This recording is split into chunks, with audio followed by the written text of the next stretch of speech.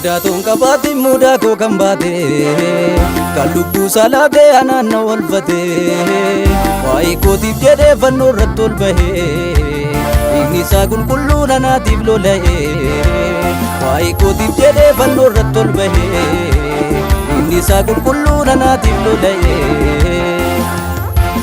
Kamna jaalalleessoo kamna jaalalleessoo kamna jaalalleessoo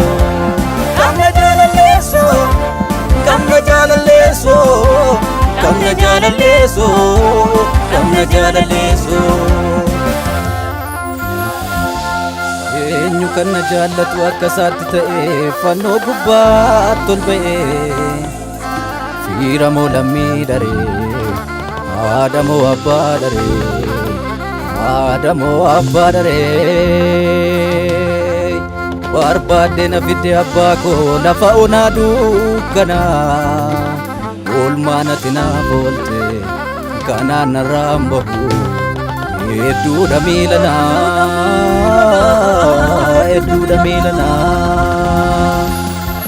Osooti naa dhumne eessan barbaadama daangaa qaba jaalalli kan namaa inni kan kee garuu maalin madaalama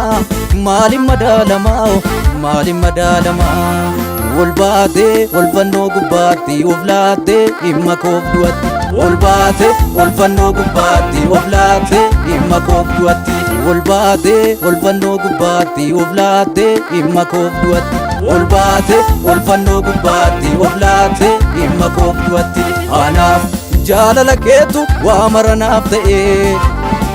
anaaf jaalala keetu miidhaganaaf ta'e anaaf jaalala keetu waa maranaaf ta'e anaaf jaalala keetu qabeenya naaf ta'e waa maranaaf ta'e waa maranaaf ta'e waa maranaaf ta'e waa maranaaf ta'e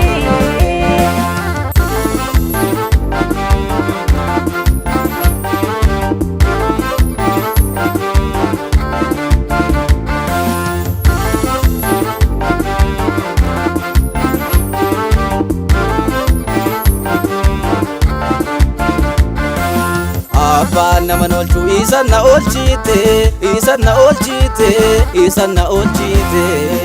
alfi du'aa sana narra dabarsite otooti naa dhumne jireenyan argadhu siinan namaa ta'e ati naaf ulfaadhu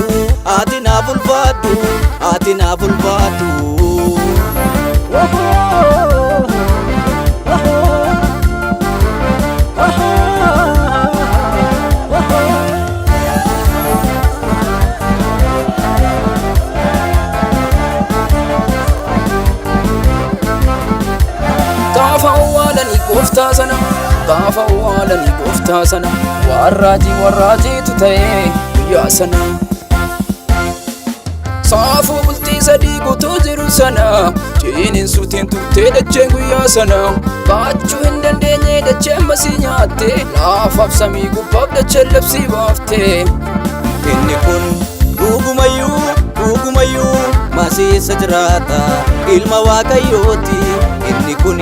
dhugumayyuu masiisa jiraata ilma waaqayyooti inni kun dhugumayyuu masiisa jiraata